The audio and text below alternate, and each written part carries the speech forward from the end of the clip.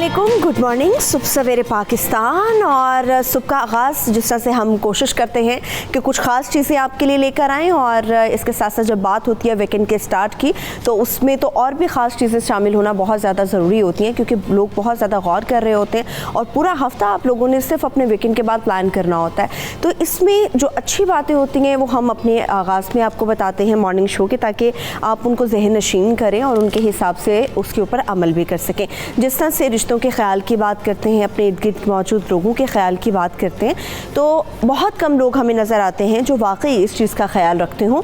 मगर अगर आप अपने इर्द गिर्द मौजूद लोगों का, अपने रिश्ते का, अपने रिश्तेदारों का बहुत ज़्यादा ख्याल रखते हैं, उनकी ज़रूरत के वक्त उनके काम आते हैं, उनकी परेशानी में उनका हाथ बांट रहे होते हैं, उनका गम बांट रहे होते हैं, या उनकी खुशी के साथ आप लोग खुश हो रहे होते हैं, तो उससे मोहब्बतें बढ़ती नहीं हैं। मोहब्बतें बहुत बढ़ जाती हैं, वो कम नहीं होती। तो कोशिश करें कि जो आपके इर्द गिर्द का माहौल है, आपके इर्द गिर्द मौजूद लोग हैं, या फिर आपके इर्द गिर्द मौजूद आपके रिश्ते हैं, खूबसूरत लोग मौजूद हैं आपके इर्द गिर्द। रिश्ते में हर रिश्ता आपका शामिल हो जाता है, बच्चा हो, बूढ़ा हो, जवान हो, सबके रिश्ते आपके साथ शामिल हो जाते हैं। और वैसे भी रिश्ते सिर्फ खून के नहीं होते। जब आप किसी मोहल्ले में रह रहे होते हैं तो उस मोहल्ले में बसने वाला हर शख्स, उसका आपके साथ रिश्ता जुड़ जाता है। तो कोशिश करें कि आप उन सब लोगों का ख्याल रखें, क्योंकि खुशी आप जितनी बांटते चले जाएंगे वो उतनी बढ़ती चली जाएगी। मोहब्बत जितनी बांटते चले जाएंगे मोहब्बत बढ़ती चली जाएगी, और गम किसी का बांटेंगे वो गम उतना ही ज़्यादा कम हो जाएगा। तो कोशिश करें कि अपने इर्द गिर्द मौजूद लोगों का और उन रिश्तों का ख्याल रखें और आपस में मोहब्बतें बांटें। तो चलिए, इस अच्छी बात के साथ ही सुबह सवेरे पाकिस्तान में और भी बहुत सारी अच्छी चीज़ें हैं जो शामिल करना भी बाकी हैं। और हमेशा की तरह मैं सैड मूड में आपके साथ मौसम के हवाले से बात नहीं करूंगी, क्योंकि मौसम कुछ बेहतर होने जा रहा है और ऐसे आसार भी मिल रहे हैं बहुत सारी जगहों पे। ख़ास तौर पे लाहौर में भी बारिश हुई है, इसके अलावा और भी दीगर शहर हैं जिनके मुतालिक मैं आपको अपडेट करूंगी। तो मौसम काफ़ी ज़्यादा बेहतर हो रहा है। तो बहुत ज़्यादा लोग जो गर्मी की वजह से परेशान थे, इंक्लूडिंग मी, तो वो अब थोड़े खुश हो गए हैं, क्योंकि आपको पानी की बूँदें बरसती हुई नज़र आती हैं, बारिश की बूँदें, तो आप उस चीज़ को इंजॉय भी करते हो। और फिर कुछ वक्त आपका कट जाता है इस तरह की सिचुएशन में कि वाकई मौसम अच्छा हो गया। जैसे रात में अब हवा चलना शुरू हो जाती है। 2-3 दिन से हवा भी बिल्कुल रुकी हुई थी, बारिश के कोई आसार नहीं थे। अब मौसम बहुत ही ज़्यादा अच्छा होने जा रहा है। Let's hope for the best. तो अभी मौसम की जो सूरत हाल है वो मैं आपके साथ शेयर कर लेती हूँ। सबसे पहले हम लाहौर शहर का मौसम आपके साथ शेयर करेंगे। लाहौर की अगर मैं बात करूँ तो लाहौर में कम से कम दर्जा हरारत की अगर सिचुएशन आपके साथ शेयर करूँ तो 27 रहेगा, और मैक्सिमम 34 डिग्री आज सारे दिन में होने का इम्कान है।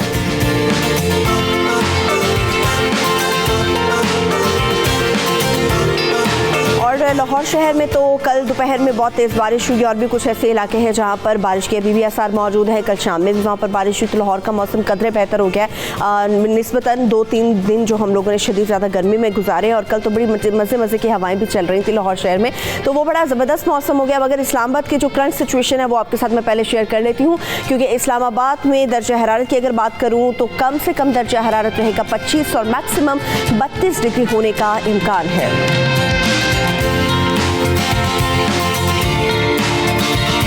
और सिर्फ लाहौर में खुशियाँ नहीं मनाई गई, बल्कि इस्लामाबाद में भी बारिश हुई है और बहुत ज़्यादा लोगों ने एंजॉय भी किया। मगर इसके साथ साथ कुछ डिफ़िकल्टीज़ का भी सामना करना पड़ा है वहाँ पर मौजूदों को। अभी भी इस्लामाबाद में कह रहे हैं कि बहुत ज़्यादा बारिश हो रही है, और इसके साथ साथ जो नशेबी इलाकों की बात करते हैं, जैसे बहुत सारे लोग हैं G7 या कुछ क्वार्टर्स की साइड पर रहते हैं, तो वहाँ पर नशेबी इलाके ज़ेरे आब आ चुके हैं, पानी की सिचुएशन बहुत ज़्यादा बढ़ गई हुई है। मगर जो अपर पोर्शन के इलाके हैं या अपर साइड के इलाके हैं, अपर लेवल है उन लोगों का ज़मीन से, तो वो काफ़ी ज़्यादा इंजॉय कर रहे हैं। और अल्लाह ताला से दुआ करते हैं कि ये बारिश जो है वो रहमत की बरसती रहे और किसी के लिए भी किसी किस्म की कोई मुश्किल पैदा ना हो। तो इस्लामाबाद का मौसम भी बड़ा ज़बरदस्त किस्म का है, और बारिश हो जाती है तो डेफिनेटली फिर सारा दिन मौसम जो है ज़बरदस्त रहता है। अभी जो कराची की सूरत हाल है वो मैं आपके साथ शेयर कर लेती हूँ, क्योंकि कराची में इस वक्त कम से कम दर्जा हरारत रहेगा 27 और मैक्सिमम 31 डिग्री होने का इम्कान है।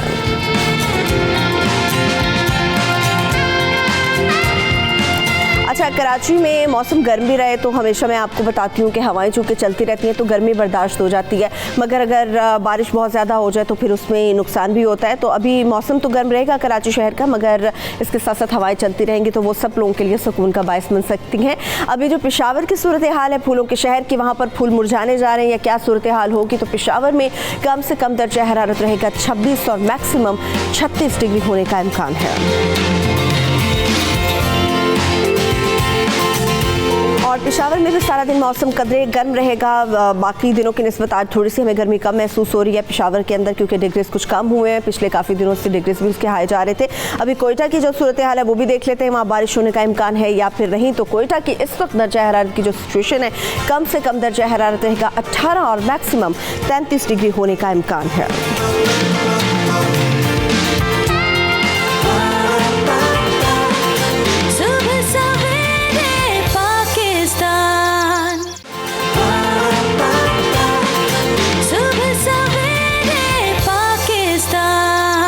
बहुत सारे लोग जिन्होंने कराची शहर को विजिट नहीं किया और बहुत सारे ऐसे लोग जो सिर्फ कराची शहर को टीवी की हद तक जानते हैं या सोशल मीडिया की हद तक जानते हैं या फिर तस्वीरों की हद तक जानते हैं कि जी कराची शहर के अंदर इस वक्त क्या सूरत हाल है। तो कराची शहर के अंदर जो सूरत हाल है उससे मुतालिक मैं अब डिटेल से बात करने वाली हूँ आपसे, ताकि आप लोगों को अंदाज़ा हो सके कि आप लोगों के पास इस चीज़ का नॉलेज है या नहीं है। बहुत सारे लोगों ने पिक्चर्स शेयर की हुई हैं कराची शहर के अंदर गंदगी की, कचरे की, मक्खियों की, मगर मैं आपको बता देती हूँ कि इस वक्त जो है ना कराची शहर के अंदर आप किसी भी रेस्टोरेंट में चले जाएँ, किसी भी घर के अंदर चले जाएं, गली में चले जाएं, मोहल्ले में चले जाएं, आपका बैठना दो भर कर दिया जाता है। क्यों? क्योंकि वहाँ पर इतनी शदीद, इतनी ज़्यादा बड़ी तादाद में मक्खियाँ हैं कि आप सांस भी आपको सोच के लेना पड़ता है कि सांस लेंगे तो मक्खी अंदर चली जाएगी। आप घर के किचन में कोई भी चीज़ रखते हैं, मक्खियाँ वहाँ पर बैठ जाती हैं। आप ढांप के भी रखने की कोशिश करें, आपको सैकड़ों मक्खियाँ उस चीज़ के ऊपर नज़र आएंगी। और मक्खी के बारे में आपको पता है कि मक्खी गंदगी के ऊपर बैठती है। जब ये गंदगी से उड़ती है उसके बाद ये आती है, उड़ने के बाद उन चीज़ों पे बैठती है जो हम लोगों ने खानी होती हैं। या जब हम अपने घर में सफाई भी कर देते तो आपको ऐसे लग रहा होता है जैसे आप किसी मक्खियों वाले जंगल में आ गए हो। तो ये सारी बात है, वहाँ पर मक्खियों की भरमार हो चुकी है। स्प्रे के हवाले से कोई हमें काम नज़र नहीं आता। इस वक्त जो कराची शहर की सूरत हाल है अपने नुमाइंदे से जान लेते हैं और हमारे नुमाइंदे फ़याज़ यूनुस कराची से हमारे साथ मौजूद होंगे। फ़याज़ से ही बात कर रहे थे। अच्छा फ़याज़, मुझे ये बताएगा, कचरा भी भूल गई दुनिया, हम लोग कचरा भी भूल गए, हम बदबू भी भूल गए, हम पानी भी भूल गए, ये मक्खियों ने जो नाक में दम कर रखा है, तो क्या कोई इक़दाम किया गया है कि इन मक्खियों से छुटकारा कैसे पाया जाए?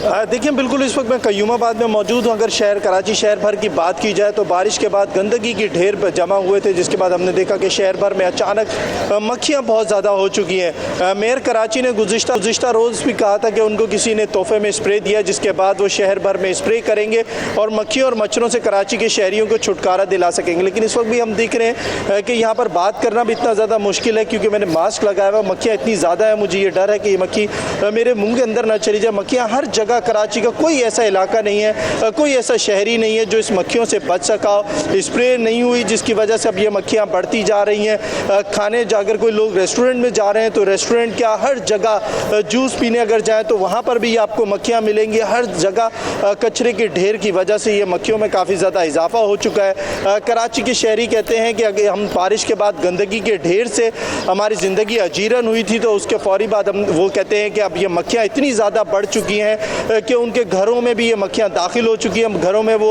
अंधेरा करते हैं ताकि मक्खियाँ बाहर हों। जैसे वो दोबारा रोशनी करते हैं तो मक्खियाँ दोबारा उनके घरों के अंदर दाखिल हो चुकी हैं। तो वो कहते हैं सुबह में हम मक्खियों से तंग हैं, रात में मच्छर आ जाते हैं। वो कहते हैं कि फौरी तौर पर बल्दियाती इदारे कराची में, तमाम पूरे कराची में स्प्रे करें ताकि इन मक्खियों से छुटकारा हासिल कर सकें। ये एक आप देख सकते हैं कि मेरे पीछे गन्ने का रस का एक दुकान है, जिसमें आप देख सकते हैं कि मक्खियाँ इतनी ज़्यादा हैं, ख़वातीन मजबूर हैं गन्ने का रस पीने में, लेकिन मक्खियों की वजह से तमाम तर जो शहरी हैं वो काफ़ी ज़्यादा अजियत से दो चार हैं। वो कहते हैं मक्खियों से फौरी तौर पर उनका छुटकारा उनको मिले।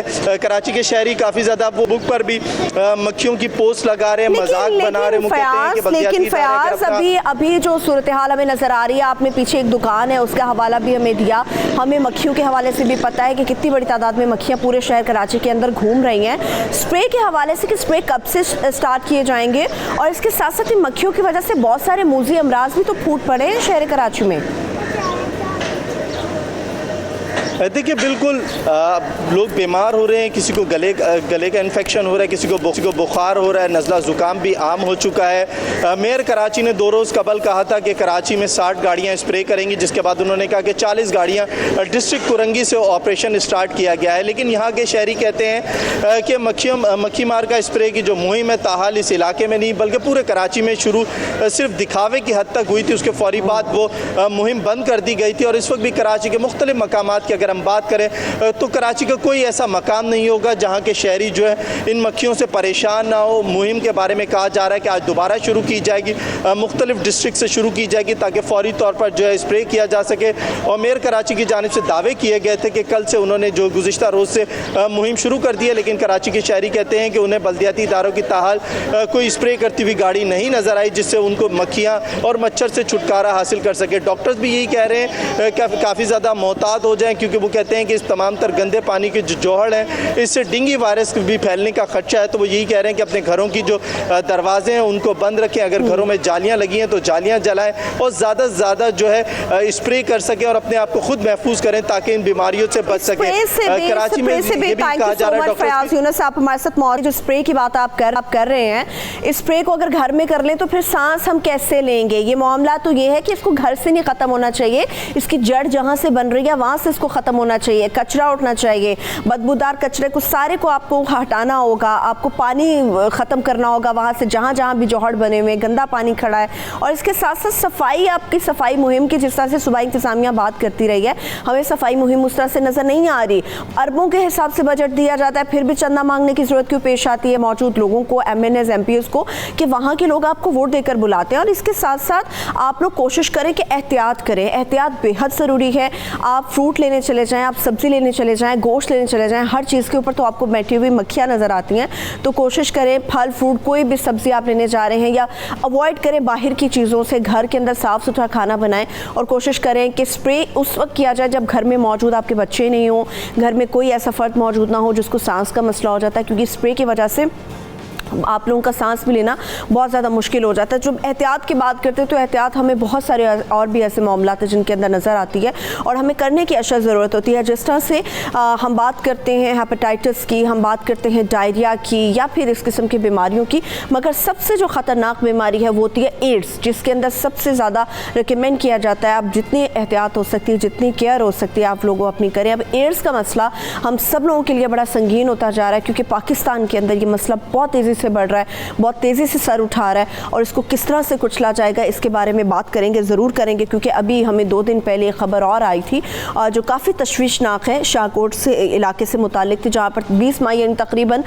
1.5 साल के अंदर 151 ऐसे केसेस हैं जो कि रिपोर्ट हो चुके हैं, जो लोग एड्स का शिकार हैं। और वहाँ पर ये मामला क्यों हो रहे हैं, वहाँ ही नहीं पूरे पाकिस्तान में जहाँ भी हमें, और ख़ासतौर पर पंजाब की बात करते हैं, सरगोदा तो ऑलरेडी हमें रेड लाइन्स के ऊपर नज़र आता है। इस वक्त हमारे साथ डॉक्टर मुनीर साहब हैं, ये director AIDS control programme Punjab हैं, इनको वेलकम करेंगे। डॉक्टर मुनीर साहब आपको हम वेलकम करेंगे, थैंक यू सो मच, आपने सबसे पहले पाकिस्तान के लिए अपना वक्त निकाला। डॉक्टर साहब, बड़ी तेज़ी के साथ एड्स फैल रहा है और पंजाब की बात करें, अभी जिस तरह से मैंने बताया कि 2 दिन पहले ये खबर रिपोर्ट हुई है, 151 केसेस रिपोर्ट हुए एड्स के शाहकोट के इलाके में। ये तो बिल्कुल छोटा सा इलाका है और वहाँ पर अभी क्या इक़दाम आप लोगों की तरफ से किए गए हैं? ये केसेस शाहकोट वाले एक्चुअली अंडर ट्रीटमेंट थे फैसलाबाद हो, तो इनकी कंप्लाइंस जो थी मेडिसिन लेने की वो बड़ी रैंडम थी, छोड़ देते थे फिर लेते थे, इंजेक्शन यूजर थे। इनकी कन्वीनियंस के लिए फिर हमने तमाम पेशेंट्स को TH2 हॉस्पिटल शाहकोट में अपना सेंटर एस्टैब्लिश करके वहाँ पे किया है। साथ इनके प्रिवेंटिव मेजर्स भी हैं, जितने एड्स के बारे में वो हमने इनकी हेल्थ एजुकेशन कर रहे हैं, इनकी फैमिली को बता रहे हैं, पेशेंट्स को बता रहे हैं कि जैसे diabetes, hypertension life long diseases हैं, HIV एड्स भी लाइफ लॉन्ग है, जैसे उसमें हम लाइफस्टाइल मॉडिफाई करके एक नॉर्मल जिंदगी गुजार सकते हैं, ऐसे HIV एड्स में हम लाइफस्टाइल मॉडिफाई करके और प्रिवेंटिव मेजर अडॉप्ट करके एक नॉर्मल जिंदगी गुजार सकते हैं। लेकिन इन लोगों को कंप्लाइंस पुअर थी, इसलिए इनको वहाँ पे सेंटर एस्टैब्लिश करके शिफ्ट कर दिया गया ताकि ये रेगुलर मेडिसिन लेते रहें। अच्छा डॉक्टर साहब, वहाँ पे बाकायदा कोई टीम भेजी गई है आपकी तरफ से? कितने लोगों पर मुश्तमिल ये टीम है और कब वहाँ पर मौजूद रहेगी अगर टीम वहाँ पर गई है तो? जी, हमारी तरफ से जो डिस्ट्रिक्ट की टीम है सेंटर एस्टैब्लिश करने के लिए, जिसमें मैनेजर ऑपरेशन, कंसल्टेंट और टेक्निकल एडवाइजर्स थे, उन्होंने वहाँ पे एस्टैब्लिश किया है। और अब वहाँ पे मुस्तकिल डिस्ट्रिक्ट की तरफ से एक डॉक्टर है, साइकेट्रिस्ट है और कंप्यूटर ऑपरेटर है जो वहाँ पे एक डिस्ट्रिक्ट सेटअप में होते हैं और वहाँ पे रेगुलर डेली काम कर रहे हैं। ठीक है। अच्छा डॉक्टर साहब, मुझे ये भी बताएगा कि ऐसा क्या प्रॉब्लम होता है कि एड्स इतनी तेजी से फैलता चला जा रहा है, खासतौर पर पंजाब की अगर हम बात कर लेते हैं। अब ये रिसेंट जो शाहकोट का वाक़या होगा, सरगोदा में भी इस तरह के केसेस रिपोर्ट हुए, तो वजह क्या होती है? क्या सिर्फ सिरिंज का इस्तेमाल होता है या कोई और भी वजूहात होती हैं जिसकी वजह से लोग एड्स में मुब्तला हो जाते हैं? जी, हमारे यहाँ जो ज्यादा है ना, ये क्वेकरी और सिरिंज का इस्तेमाल और बार्बर, इनकी वजह से रेशो ज्यादा है। यह लाड़काना वाले केसेस में जो 82% है वो 15 साल से कम उम्र के बच्चे हैं। इसलिए पंजाब में भी हम इस पे ज्यादा फोकस कर रहे हैं कि एंटी क्वेकरी जो है सिरिंज सेफ्टी पे और ब्लड सेफ्टी पे और बार्बर्स की प्रॉपर रजिस्ट्रेशन पे भी काम किया जाए। अच्छा डॉक्टर साहब, जिस तरह से शाहकोट की मैं खुद पर्सनली बहुत अच्छे तरीके से इस इलाके को जानती हूँ, यहाँ पर आपको क्वैक सबसे ज़्यादा नज़र आते हैं, आपको कोई बेहतर हॉस्पिटल कम नज़र आते हैं, बार्बर शॉप्स आपको सबसे ज़्यादा नज़र आती हैं, या आपको सैलॉन्स बहुत कम नज़र आते हैं। तो लोगों के अंदर जो आप लोग अवेयरनेस पैदा करने की कोशिश कर रहे हैं, तो उसके अलावा ऑल्टरनेट उनको क्या फराहम करेंगे आप लोग? ये ऑल्टरनेट हम उनको सिरिंजेस, अब गवर्नमेंट की तरफ से लेजिस्लेशन हो चुकी है कि मार्केट में ना डिस्पोजेबल सिरिंज नहीं, ऑटो डिसेबल सिरिंज आएगी कि जो दूसरी दफा इस्तेमाल ही नहीं हो सकेगी। अच्छा। और बार्बर्स की हम टोटल रजिस्ट्रेशन हम कर चुके हैं। आप उनको हम टेस्ट उनकी और स्क्रीनिंग करके उनको सर्टिफाई कर रहे हैं, जो वहाँ पे वो डिस्प्ले करेंगे कि ये आपका सर्टिफिकेट है कि आपके टेस्ट क्लियर है। उनको बार्बर किट्स हमने दी हैं डिस्पोजेबल, एक दफा इंसेंटिव के तौर पर। नेक्स्ट टाइम वो इंश्योर करेंगे कि डिस्पोजेबल मटेरियल से हर बंदे की वो शेव करें या उसके इंजेक्ट करें उसको। ठीक है। अच्छा डॉक्टर साहब, मुझे ये भी प्लीज़ बताइएगा, ये जो केसेस रिपोर्ट हुए शाहकोट के अंदर, इसमें सबसे जो ज़्यादा तादाद है वो में किसकी नज़र आती है? बच्चे हैं, नौजवान, या फिर बूढ़े ख़वातीन? कौन है? बड़े हैं या इनमें इंजेक्शन यूजर हैं?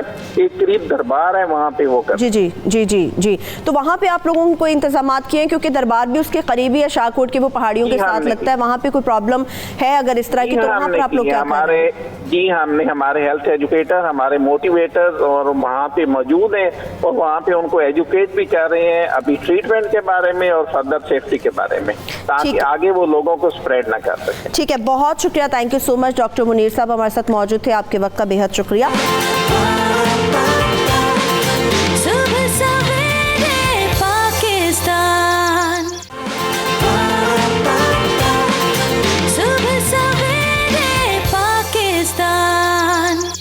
जिस तरह से अभी से कुछ देर पहले मैंने कराची शहर से मुतालिक बात की थी कि वहाँ पर इंतज़ामिया उस तरह से हमें काम करती हुई नज़र नहीं आती। 10 से 12 दिन हो गए हैं और वहाँ पर कुर्बानी के बाद गलास्तें वैसे ही पड़ी हुई हैं, आलाइशों को मुनासिब तरीके से ठिकाने नहीं लगाया गया, और उसकी वजह ये हुई है कि मुख्तलिफ़ किस्म के मूज़ी अमराज फूटना शुरू हो गए हैं और मुख्तलिफ़ किस्म की ऐसी बीमारियाँ हैं जो लोगों के लिए बड़ी तकलीफ़ दे भी हैं, और इसके साथ साथ वहाँ पर बात करना मुश्किल है, जिस तरह से मक्खियों के हवाले से हमने आपको बताया।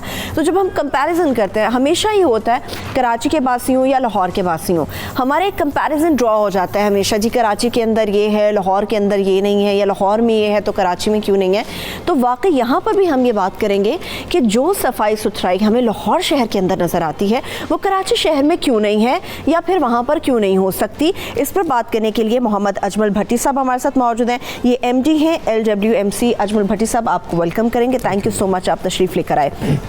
बड़ी साहब, हमेशा एक कंपैरिजन होता है, जिस तरह से मैंने बात की, हम बात करते हैं कि जी लाहौर में ये चीज़ नहीं है, कराची में कहते हैं कि जी हमारे पास समंदर है, हम कहते हैं हमारे पास सफाई है, कराची में सफाई नहीं है। तो क्या ऐसा फार्मूला आप लोगों ने लगाया हुआ है कि जी लाहौर शहर गंदगी से पाक होता है, साफ़ सुथरा हो जाता है, मगर कराची में हमें वो चीज़ें नज़र आ रही होती हैं? बिस्मिल्लाहिर्रहमानिर्रहीम जी, लाहौर में लाहौर वेस्ट मैनेजमेंट कंपनी का जो बड़ा एक टास्क होता है एक पूरे साल में, जब जैसे कह लें कि ईद होती है किसी भी मुसलमान मुल्क में, तो हमारे यहाँ जो सबसे बड़ा इवेंट होता है वो ईद होती है और बड़ी ईद होती है। तो इसकी तैयारी जो है हम बहुत पहले से स्टार्ट कर देते हैं। इस दफ़ा हमारा जो रिस्पांस टाइम था वो काफ़ी बेहतर था, और मैं फ़र्स्ट थिंग फर्स्ट स्टार्ट लूँगा कि सबसे पहले तो हमें जो पॉलिटिकल ओनरशिप थी इस दफ़ा, शायद मेरे ख्याल में अनप्रेसिडेंटेड थी, इससे पहले कभी इतनी ओनरशिप सफाई के मामले में पंजाब में और ख़ास करके लाहौर में नहीं मिली। दूसरा, हमने तैयारी जो है वो महीना पहले शुरू की और हमने पूरी अपने पब्लिक रिप्रेजेंटेटिव्स को और अपनी टीम्स को गैल्वनाइज़ किया, उनको सेंसिटाइज़ किया कि अगर हम ये क्लेम करते हैं कि लाहौर हमारा शहर है तो इसको साफ़ करना भी हमारी ज़िम्मेदारी है। बिल्कुल बिल्कुल। तो और मैं I would like to appreciate लाहौरियों को मैं अप्रिशिएट करूँगा इस बात के ऊपर कि जहाँ मेरे 10 वर्कर काम कर रहे थे वहाँ पब्लिक रिप्रेजेंटेटिव्स और आवाम के 90 लोग काम कर रहे थे। तो इस तरह एक सिनर्जी सी पैदा हो गई और हमें लाहौर को अल्हम्दुलिल्लाह रिकॉर्ड 60 आवर्स में हमने उसको रिकॉर्ड पे बिल्कुल पूरा साफ हो गया। अच्छा, जिस तरह से आपने बताया बेटे साहब कि आप लोग महीना पहले या 2 महीना पहले, जितना भी आप लोग बेहतर समझते हैं, उससे टाइम से पहले आप लोगों का एक पूरा प्लान बन जाता है और आपको पता होता है कि कैसे इम्प्लीमेंट किया जाएगा इस चीज़ को। तो हमें कराची में भी वो चीज़ नज़र आती है, इदारे वहाँ पर भी मौजूद हैं। आप समझते हैं वहाँ पर प्लानिंग की कमी है, वहाँ पर कोऑर्डिनेट आपस में अच्छा नहीं किया जाता, या वहाँ पर लोग ही मतलब आपके साथ कोऑपरेट नहीं करते?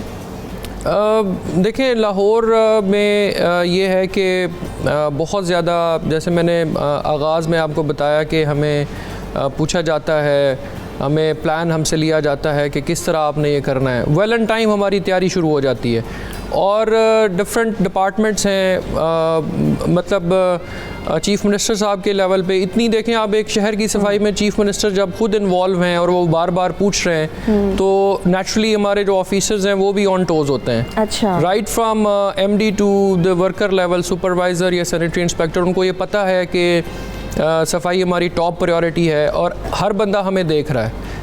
जब आप इतनी विजिलेंस रखेंगे तो लामहला बात यह है कि Lahore will be a better and a clean city. ये मेरे ख्याल में एक वो हमें नज़र भी आता है। अच्छा भट्टी साहब, मुझे ये बताइए, जिस तरह से स्प्रे वगैरह किया जाता है पूरे शहर में ताकि मक्खियों से बचा जा सके, मच्छरों से बचा जा सके, वबाई अमराज से बचा जा सके, तो आप लोग स्प्रे कब कब करते हैं और ये कोई आपका क्या प्रोसीजर होता है? महीने बाद किया जाएगा या महीने में कितनी बार किया जाएगा? इससे भी हमें थोड़ा अपडेट कीजिएगा, ये कब कब होता है? देखें, स्प्रे की कई अक़साम हैं। एक तो आपको डेंगू का स्प्रे देखने को मिलेगा कि जी डेंगू से बचाव के लिए हम हमारी जो हेल्थ डिपार्टमेंट है और डिस्ट्रिक्ट एडमिनिस्ट्रेशंस हैं वो स्प्रेज करती रहती हैं।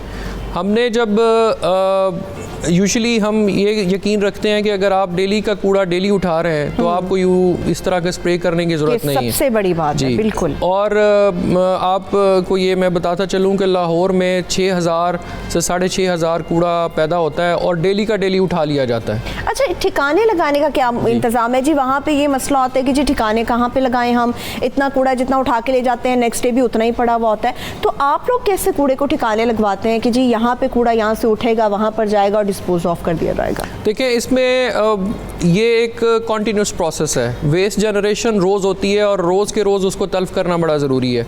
हमारी जो है हमारी मोर देन 8500 का जो स्टाफ है, वर्कर्स हैं, वो फील्ड में तैनात हैं। हमने लाहौर को 27 जोन्स में तकसीम कर रखा है और हर जोन से हम रिपोर्ट्स लेते हैं कि क्या हो रहा है। और दूसरा, हमारा जो सिस्टम है वो इतना एफिशिएंट है कि हमें 1 टन कूड़ा जब हमारी लैंडफिल साइट के ऊपर जाता है तो वो भी हमें रिपोर्ट हो रहा होता है कि ये जी इतना कूड़ा आज ये चला गया। तो वो हमारे इंडिकेटर्स हैं जहाँ से हमें पता चलता रहता है कि कूड़ा साफ़ हो गया।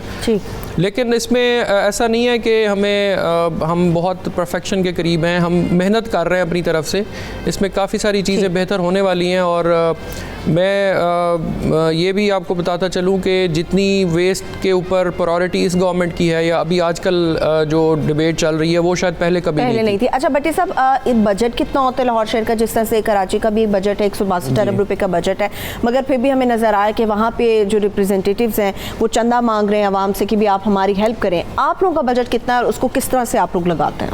देखिए, हमारे जो ईयरली बजट है ये तकरीबन 12 से 13 बिलियन के करीब है जो कि हम इसके ऊपर ऑपरेशंस पे लगाते हैं। लेकिन फिर भी हम ये समझते हैं कि हमें अपने एफिशिएंट ऑपरेशंस करने के लिए मतलब हम सेविंग्स कर सकते हैं। हमने अभी over a period of time इतनी स्किल बिल्ड कर ली है लाहौर वेस्ट मैनेजमेंट कंपनी ने कि अब हम सेविंग्स की तरफ जा रहे हैं और मज़ीद इंशाल्लाह आने वाले दिनों में आप देखेंगे कि हम कम पैसों से बहुत अच्छी सफाई कर रहे हैं इंशाल्लाह। अच्छा भट्टी साहब, जो लोग आपको देख रहे हैं, ख़ासतौर पे कराची शहर के बासी जो आपको देख रहे हैं या कराची की इंतज़ामिया जो आपको देख रही है, वहाँ के लोग आपको देख रहे हैं, एज ए लाहौरी, एज एन MD, आप उन लोगों के लिए क्या मैसेज कन्वे करेंगे कि किस तरह से बेटर किया जा सकता है कराची शहर को जिस तरह से आपने लाहौर को बेटर किया हुआ है? देखिए, इसमें दो चीज़ें हैं। पहले तो ये है कि एक मैं स्टेटमेंट देता हूँ कि मेरा जो कूड़ा है वो मेरी ज़िम्मेदारी है, माई वेस्ट इज़ माई रिस्पॉन्सिबिलिटी। तो सबसे पहले तो ये है कि हमारा जो प्लान होता है लाहौर वेस्ट मैनेजमेंट कंपनी का, उसके सेंटर स्टेज के ऊपर पब्लिक है, वो हमें जब तक सपोर्ट ना करें हम साफ़ नहीं कर सकते। लाइकवाइज ये है कि कराची में भी पब्लिक को आगे आना चाहिए और गवर्नमेंट का हाथ बटाना चाहिए कि किस तरह क्विकली ये सारी चीज़ें आप सेटल कर सकते हैं, ठीक है, किस तरह आप कूड़े को जल्द से जल्द तल्फ कर सकते हैं। तो लोग जो है ना, आवाम जो है वो सेंटर स्टेज के ऊपर है। बिल्कुल, बहुत शुक्रिया आपका अजमल भट्टी साहब, आप यहाँ पर तशरीफ़ लेकर आए। यकीनी तौर पर जो लोग देख रहे होंगे उनके लिए बहुत बड़ी बात है और मैसेज भी है कि किस तरह से आप लोग अपने इलाके को, अपनी जगह को साफ़ कर सकते हैं और आपका कूड़ा आप ही की जिम्मेदारी है।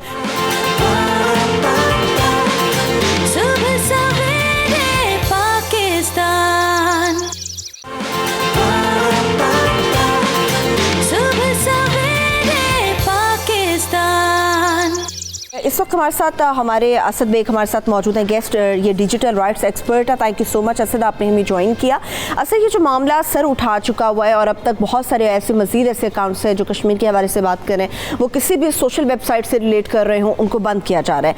अगर सवाल मैं ये करूँ, क्या हम ये कहते हैं कि लाखों की तादाद में एक छोटे से इलाके में फ़ौज को भेजने वाला भारत अब पाकिस्तान के सोशल मीडिया से डरने लगा है? Is that true? देखिए, ये थोड़ी सी सिंपलिस्टिक माजरत के साथ स्टेटमेंट होगी, इसको थोड़ा ब्रॉड तरीके से देखना चाहिए, क्योंकि जो इंटरनेट रेगुलेशन है उसमें बहुत सारे ग्रे एरियाज इन्वॉल्व होते हैं। उसमें कोई ब्लैक एंड वाइट नहीं होता, क्योंकि एक स्टेट का या एक मुल्क की तो वो बात है नहीं, वो पूरी दुनिया के इंटरनेट की बात है। दो तीन मोटी चीज़ें मैं यहाँ पे बता दूँ। एक चीज़ है जिसको हम इंटरनेट गवर्नेंस कहते हैं, ये एक सब्जेक्ट है जिस पे पूरी दुनिया में बहस, UN के इदारे भी इस पे बहस कर रहे हैं कि इंटरनेट को रेगुलेट किस तरह किया जाए। अब हो इस वक्त ये रहा है कि फेसबुक और ट्विटर जैसी कंपनीज़ के, जो कि अब बहुत बड़ी बन गई हैं, लेकिन जब वो शुरू हुए थे तो बहुत छोटे से थे, तो उस वक्त शायद उन्होंने नहीं सोचा था कि वो जियो पॉलिटिक्स में इन्वॉल्व हो जाएंगे। उनकी लोकल लीगल लायबिलिटी है इंडिया में, क्योंकि इंडिया में वो रजिस्टर्ड हैं एज लोकल बिजनेसेस, क्योंकि वो वहाँ पे ऑपरेट कर रहे हैं। फेसबुक फॉर इंस्टेंस अहमदाबाद में रजिस्टर्ड है, ट्विटर जो है वो भी वहाँ पे, तो वहाँ के जो लोकल कवानीन हैं वो उन पे लागू होते हैं। अब मसला ये है, क्योंकि इंडिया बहुत बड़ी ऑब्वियसली इकोनॉमी है, हम पिछली दफ़ा भी यही बात कर रहे थे कि जो सिलिकॉन वैली है वहाँ पे प्रॉफिट मैटर करते हैं, वो पाकिस्तान में अभी तक ना उनको जगह दी गई है और ना उनका इंटरेस्ट बनाया गया, ना उनका स्टेक बनाया गया। तो इस तरह से अब वहाँ पे ऑब्वियसली एक बहुत बड़ा कॉन्फ्लिक्ट आ रहा है। अच्छा, इसमें एक इम्पॉर्टेंट बात यह है जिस पे हम बेतहाशा बहस करते रहे हैं, और मुझे याद है जब पहले साइबर क्राइम्स लॉ पे काम करी थी पिछली हुकूमत, हमने बेइंतहा उनसे जो है ना, जिसको कहते हैं कि मिन्नत समाजत भी, हमने इस लेवल पे भी आ गए थे कि मिन्नत समाजत कर रहे थे कि उनसे कह रहे थे कि यार लोकलाइजेशन के लेवल पे आप काम ना करें। लोकलाइजेशन का मतलब ये होता है कि आप प्लेटफॉर्म्स के लोकली मुल्क के हिसाब से राइट्स मांगना शुरू हो जाते हैं कि हम डिसाइड करेंगे कि इंटरनेट पे क्या जाएगा। अब उससे होता ही है कि वो सुनने में तो बड़ा अच्छा लगता है कि आपका मुल्क डिसाइड करेगा कि इंटरनेट पे क्या जाएगा। वो होता ही है कि जब आपको राइट मिलते हैं तो फिर बाकियों को भी मिलते हैं, और जब बाकियों को मिलते हैं तो फिर आपके सामने अब आ गया कि वो किस तरह कंट्रोल कर लेते हैं। सही। तो ये जो लोकलाइजेशन वाला कॉन्सेप्ट है ये बड़ा ख़तरनाक है, और ये हमने बड़ी कोशिश की थी कि ये समझाने की कोशिश करें पॉलिसी मेकर्स को, लेकिन अनफॉर्चुनेटली मेरे ख्याल से वो बात नहीं जहन में आ सकी। अच्छा, इसमें एक तीसरा पॉइंट, उसके बाद मैं रुकूंगा थोड़ी देर के लिए, एक तीसरा इंपॉर्टेंट पॉइंट ये है यहाँ पे कि जो एल्गोरिदम्स हैं, जो इन प्लेटफॉर्म्स के एल्गोरिदम्स हैं, यानी कि वो तरीकाकार हैं, वो ट्रांसपेरेंट नहीं है। ठीक है, ये मैं बार बार इस पे बात करता हूँ कि प्लेटफॉर्म्स को, ट्विटर को, फेसबुक को चाहिए कि वह अपने रेगुलेटरी मैकेनिज्म्स को ट्रांसपेरेंट करें। मसलन अभी पिछले हफ्ते की बात है, हमारे पाकिस्तान के एक बड़े नोन पर्सनैलिटी है, अब तो सोशल मीडिया में बहुत जाने जाते हैं, फसी जगह उनका नाम है, उनका अकाउंट फॉर इंस्टेंस ब्लॉक कर दिया गया, और वो इस तरह ब्लॉक हुआ था कि उनके अकाउंट को कोऑर्डिनेटेड रिपोर्टिंग एक टर्म है इस्तेमाल करते हैं, यानी कि बहुत सारे लोग मिलके एक अकाउंट को रिपोर्ट करते हैं। ओके। और वो जो इंडिया के RSS वाली साइट पे ट्वीट कर रहे थे, उन लोगों ने बहुत सारे वो ट्वीट किए और वो उनका अकाउंट जो है कुछ घंटे के लिए बंद हो गया। वो वापस आ गया लेकिन कुछ घंटे के लिए बंद हो गया। अब यहाँ पे एक बहुत क्लियर क्वेश्चन ये उठाया जाता है कि क्या इतना आसान है प्लेटफॉर्म्स को कंट्रोल करना कि 2000, 4000, 5000 बॉट्स बैठे हैं और वो किसी को रिपोर्ट करें और 2 घंटे के लिए अकाउंट किसी का बंद हो जाए। 80,000 फॉलोअर्स है फसी जका के। तो ये बहुत बड़ा एक क्वेश्चन मार्क है, सवालिया निशान है प्लेटफॉर्म्स की ट्रांसपेरेंसी पे। और मुझे लगता है कि अब मौका आ गया है, वक्त आ गया है कि इनको जवाब देना चाहिए। लेकिन इसका मौसर जवाब क्या हो सकता है असबिक? आप ये हमें बताएं कि इतने कम वक्त में मौसर जवाब कैसे, जिस तरह से आप कह रहे हैं कि बात मिन्नत तल्लों तक आप लोगों की तरफ से पहुंचा दी गई थी मगर उसके ऊपर इम्प्लीमेंट नहीं हो सका। क्या सिर्फ अब मौसर कानून साजी या मौसर अंदाज में इसके ऊपर बात करने क्या कितना टाइम रिक्वायर्ड होगा हमें? देखिए सरवत, कानून साजी इसका कोई, मैं फ्रैंकली स्पीकिंग कानून साजी से कुछ मसला हल नहीं होगा क्योंकि कानून हमारे अपने मुल्क के अंदर होते हैं ना। अब उनकी इम्प्लीमेंटेशन हम ट्विटर पे या फेसबुक पे नहीं करा सकते। वो ना उनकी कोई लोकल लीगल लायबिलिटी है पाकिस्तान में, ना ही वो हमारे कानून के नीचे आते हैं। एक जो चीज़ है वो ये है कि जो, अच्छा इस पर काम भी बहुत हो रहा है, मैं बताता हूँ क्या काम हो रहा है, लेकिन क्या बात है वो मैं पूरी कर लूँ। एक जो चीज़ ये है कि जो डिजिटल राइट्स के इदारे हैं पूरी दुनिया के, ना सिर्फ पाकिस्तान के, पूरी दुनिया के, और वो इदारे जो कि इंटरनेट के आज़ादी के लिए काम करते हैं और वो इदारे जो कि इंटरनेट गवर्नेंस के लिए काम करते हैं, उनको ये चाहिए कि वो ट्विटर से, फेसबुक से और बाकी जितने बड़े प्लेटफॉर्म्स हैं जिनकी एक अजारादारी, मोनोपोली एक किस्म की कायम हुई भी है, उनसे ये कहे कि आप अपने मैकेनिज्म जो है उनको ट्रांसपेरेंट करें। अच्छा, ये बहुत इस पर काम हो रहा है। पाकिस्तान में तो शायद हमें सुनने को कम मिलता है, लेकिन पूरी दुनिया में इसमें ऐसे इदारे, इंडिया के अपने इदारे ऐसे हैं जिन्होंने बहुत स्ट्रॉन्ग स्टेटमेंट्स दी हैं ट्विटर को और फेसबुक को कि वो अपने मैकेनिज्म्स को पब्लिक करें। तो इस पे काफ़ी हद तक काम हो रहा है। लेकिन मसला यहाँ पे ये आता है कि जब थोड़ी सी कॉन्ट्रडिक्शन क्रिएट होती है ना गवर्नमेंट्स के साथ, अब गवर्नमेंट्स को ये लगता है कि जो डिजिटल राइट्स के लोग हैं या जो इदारे हैं वो कोई ऐसा काम कर रहे हैं जो कि शायद हुकूमत के या स्टेट के खिलाफ है। अब ये चीज़ जब सामने आई है तो यहाँ पे मेरे ख्याल से थोड़ी सी चीज़ क्लियर ये हो जानी चाहिए कि इंटरनेट रेगुलेशन हर मुल्क के हर स्टेट के फ़ायदे में है और एक प्रोग्रेसिव रेगुलेशन होना हर मुल्क के फ़ायदे में। अब देखिए, अब इस वक्त अगर एक प्रोग्रेसिव रेगुलेशन होती तो हम इस टॉपिक पर आज बात ना कर रहे होते हैं। सही। अच्छा असद, मुझे ये भी बताएगा, जिस तरह से सोशल मीडिया को बड़ा पावरफुल समझा जाता है, लोग अपनी आज़ादी इज़हार राय का बड़े अच्छे से इस्तेमाल भी कर रहे होते हैं, बहुत सारे ऐसे हमें नौजवान भी मिलते हैं जिनके अकाउंट्स मौजूद होते हैं मगर उनको सही तौर पे इस्तेमाल करने का तरीका नहीं पता।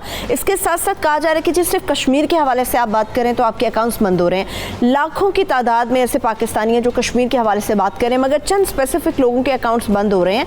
क्या कोई ख़ास वजह है कि ख़ास लोगों के अकाउंट्स बंद किए जा रहे हैं या ख़ास किस्म का मवाद अपलोड आप लोग कर रहे हैं, या फिर ओवरऑल इसको किसी तरीके से उन्होंने किया हुआ है कि जी आपने 1 बाय 1 इस तरह से ब्लॉक करने हैं? बहुत सारे लोग पोस्ट कर रहे हैं मगर उनके अकाउंट्स तो बंद नहीं हो रहे। Sarwat, that's a very good question. मैं 2 हिस्सों में इसका जवाब दूंगा। पहला तो आपने जो एजुकेशन की अवेयरनेस की बात की, उसको हम टेक्निकल ज़बान में मिल कहते हैं, मीडिया एंड इंफॉर्मेशन लिटरेसी कहते हैं। उसका बड़ा सिंपल सा मतलब यह है कि आपके लोगों को कितनी जो है वो लिटरेसी है, कितने वो लिटरेट हैं कि वो इन्फॉर्मेशन को कंज्यूम कर सकें और उसको प्रोड्यूस कर सकें इंटरनेट पे या कहीं पे भी। वो बहुत थोड़ी है अनफॉर्चुनेटली पाकिस्तान में। ना सिर्फ ये कि वो बहुत थोड़ी है, लेकिन उस पर काम शुरू ही नहीं हुआ, अभी सिरे से उस पर बात करनी किसी ने शुरू ही नहीं की।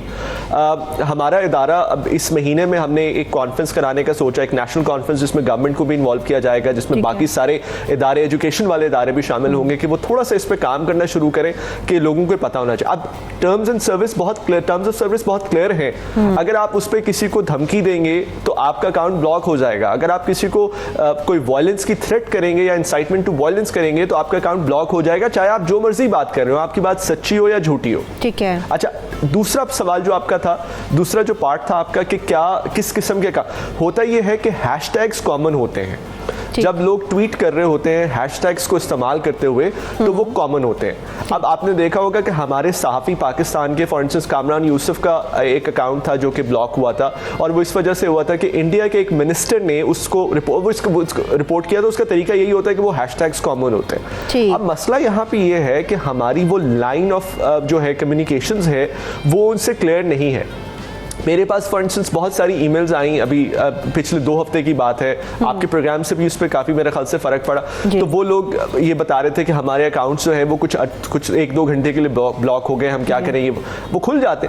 लेकिन द पॉइंट इज़ कि जब तक आपको ये अंदाज़ा नहीं होगा कि आपने ऑनलाइन क्या करना है क्या नहीं करना, इश्यूज़ अपनी जगह पे हैं, वो हैं, लेकिन मीडिया एंड इंफॉर्मेशन लिटरेसी का भी बहुत प्रॉब्लम है सर। बहुत ज़्यादा है, बहुत ज़्यादा है। अच्छा असद, मुझे शार्पली आप ये बताएगा कि हम सोशल मीडिया को, भारत को एक्सपोज करने के लिए बड़े अच्छे तरीके से, मौसर अंदाज से किस तरह से कोई कैंपेन स्टार्ट कर सकते हैं कि भारत का मकरू चेहरा जो है वो बेनकाब हो सके, उसका तरीक़ेकार क्या होना चाहिए? सर, उसका बड़ा सिंपल सा तरीका है, वो ये कि जब हम कैंपेन का एक वर्ड इस्तेमाल करते हैं ना, या एडवोकेसी का एक वर्ड इस्तेमाल करते हैं, तो उसमें हमारे जहन में कोई ये चीज़ आती है कि हम अपनी तरफ से ओपिनियंस उसमें लिखें, हम तस्वीरें लगाएं और हमें एक पुश क्रिएट करें, चाहे वो नेचुरल हो या ना हो। ये हमारे जहन में एक आइडिया बनता है कैंपेन का, क्योंकि एडवर्टाइजिंग कैंपेन्स भी इसी तरह ही काम करती है। ठीक। मेरे ख्याल है कि ये गलत अप्रोच है। सही अप्रोच ये है कि बहुत सारे लोग इस वक्त इंडिया के अंदर बैठे हुए हैं जो कश्मीरी हैं, और जो कि जिनको पता है ऑन ग्राउंड क्या सिचुएशन है, जिनकी अपनी फैमिलीज मौजूद हैं कश्मीर, इंडियन ऑक्यूपाइड कश्मीर में, और उनसे फर्स्ट हैंड इन्फॉर्मेशन आ रही है और वो उसको ट्वीट कर रहे हैं और ब्रॉडकास्ट कर रहे हैं और पॉडकास्ट कर रहे हैं और बहुत सारे तरीके से उसको सामने लेके आ रहे हैं। कुछ लोग लिख रहे हैं, कुछ लोग वीडियोस बना के दे रहे हैं। मेरा ये ख्याल है कि सबसे आसान और सबसे अच्छा तरीका इस वक्त ये है कि उनकी आवाज़ को एम्पलीफाई किया जाए, बजाय इसके कि हम अपनी तरफ से कुछ लिखें जो कि शायद कभी सही हो, शायद वो कभी मिस इन्फॉर्मेशन के ज़मरे में आ जाए, कोई रिपोर्ट कर दें and so on.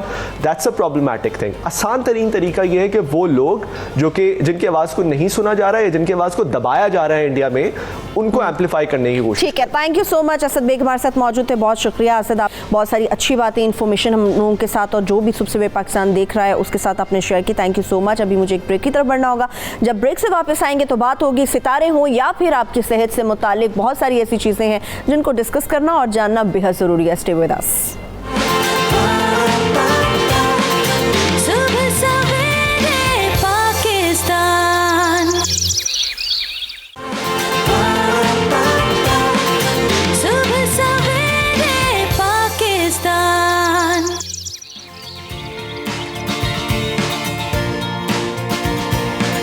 Welcome back. जिस तरह मैंने आपसे बात की थी कि जब हम ब्रेक से वापस आएंगे तो चाहे आपके सितारे हों या फिर आपकी सेहत की बात हो तो हम दोनों से मुतालिक बात करेंगे। तो चलिए पहले आपकी सेहत से मुतालिक बात कर लेते हैं। तंदुरुस्ती वाकई हज़ार नेमत होती है, मगर वक्त के साथ साथ हम आगे बढ़ते चले जाते हैं और उसी तरह से बीमारियाँ भी हमें पकड़ती चली जाती हैं, अपने घेरे में ले लेती हैं। मगर बीमारियों से बचने का बेहतरीन तरीका हमेशा यही कहा जाता है, आप एक्सरसाइज करें, आप वर्जिश को अपनी ज़िंदगी का लाजमी हिस्सा बना लें, मगर इसके साथ साथ आपकी डाइट भी अच्छी होनी चाहिए। और जिस तरह से आपकी एज बढ़ती रहती है तो उसमें एक्सरसाइज का तरीक़ेकार क्या होना चाहिए, क्या वो आपकी नॉर्मल रूटीन पे रहती है या फिर आपकी डाइट में कौन सी चीज़ें ऐड होनी चाहिए, किस चीज़ को निकाल देना चाहिए।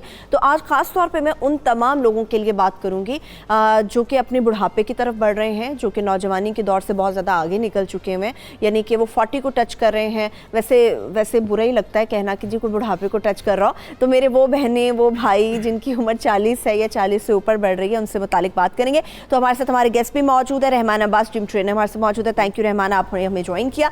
इसके साथ साथ माहिर ग़ज़ाई यमुना चट्टा भी हमारे साथ मौजूद है। बहुत शुक्रिया यमुना, आपने भी हमें ज्वाइन किया। अच्छा यमुना, सबसे पहले तो मैं उन तमाम लोगों से पहले माजरत कर लूँ जिनको अगर लगा हो कि मैंने उनको बूढ़ा कहा है, तो जिनकी एज बढ़ रही है, ख़ासतौर पर जो लोग 40 को टच कर रहे हैं या 40 से अबव उनकी एज बढ़ रही है, तो उनकी डाइट क्या होनी चाहिए? नॉर्मली जैसे हम पराठा वराठा खाते हैं, हम नाश्ते के अंदर नाश्ते से शुरू कर लेते हैं भाई, तो अच्छा, क्या करें? सबसे पहली चीज़ तो मैं यहाँ पे ये बताना चाहूँगी कि हमारा जो एक तरीक़ाकार, एक मेंटालिटी बन गई, एक थोड़ा सा माइंडसेट बन गया है कि जब जवानी थी ना तब मशीन को इतना रगड़ा लगाया कि जब वो किसी काम की नहीं रही तो कितना बड़े भी आप कारीगर के पास चले जाएंगे वो उसको बेहतर कर सकते हैं, न्यू तो नहीं कर सकता। तो जब आपकी मशीनरी वो अच्छे टाइम पीरियड में थी, जब वो तंदुरुस्त थी, जवान थी आपकी बॉडी, तब जितना प्यार से उसको लेके चलेंगे तो आपको 40 के बाद भी इतनी ज़्यादा लाइफस्टाइल मॉडिफिकेशन की ज़रूरत नहीं पड़ेगी।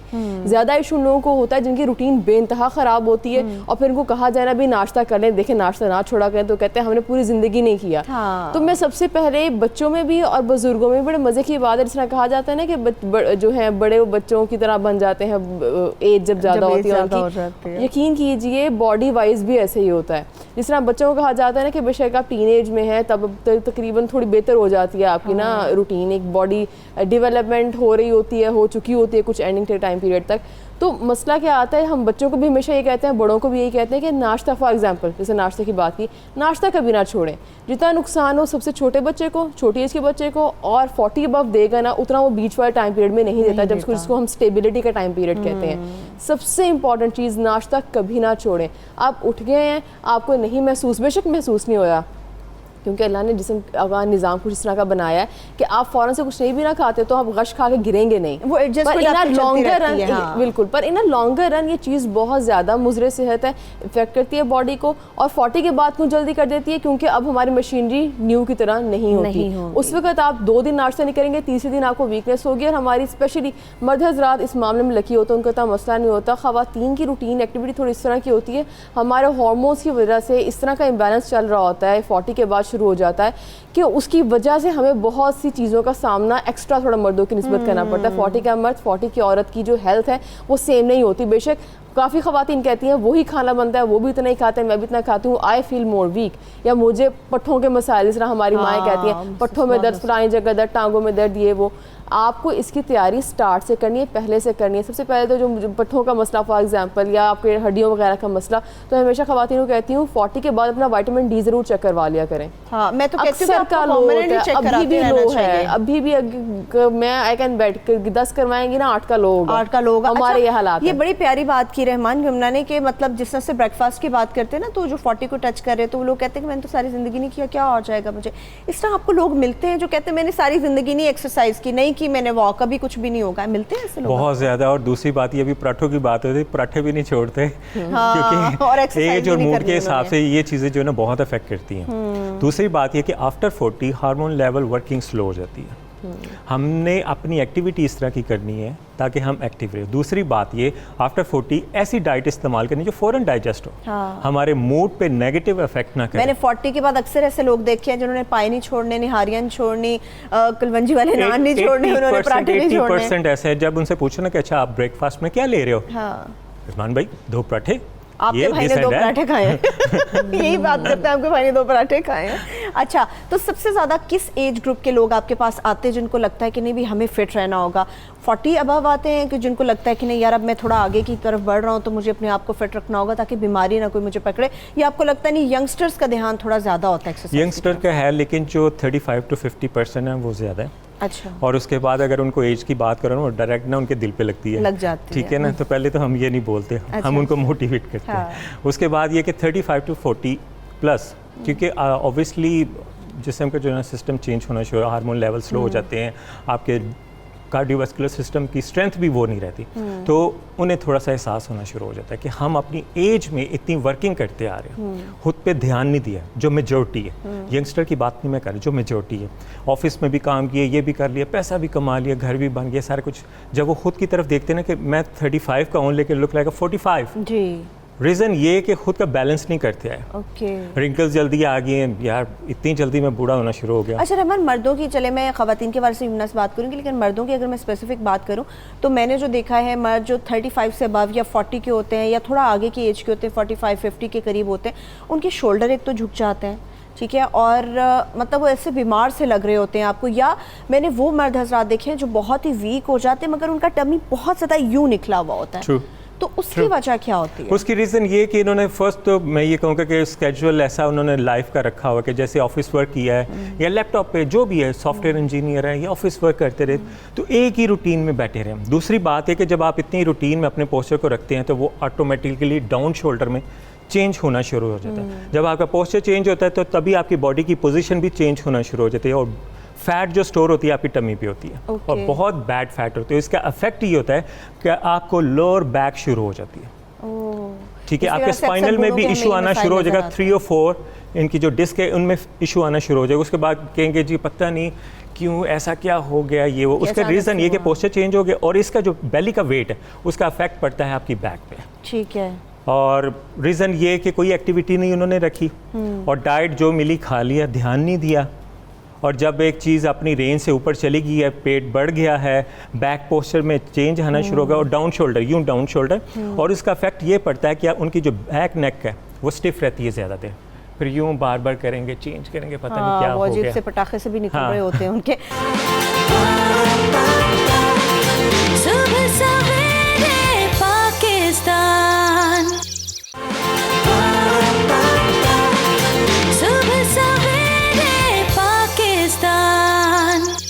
जिस तरह से तंदुरुस्ती की बात कर रहे थे तो उसमें एक ही एलिमेंट भी आ जाता है कि आप अपने बच्चों को पोलियो के खतरे ज़रूर पिलाइए ताकि वो सेहतमंद और तंदुरुस्त तवाना ज़िंदगी गुजार सके। अच्छा, मेरी बहन फातिमा खान ने एक बात की थी, उन्होंने जॉइंट्स का मसला बताया था यमुना। उन्होंने कहा कि 40 साल उनकी एज है और वज़न आपको मैंने बताया 70 किलो है, तो उनके जॉइंट से आवाज़ें आती हैं, तो डाइट वो कौन सी लें?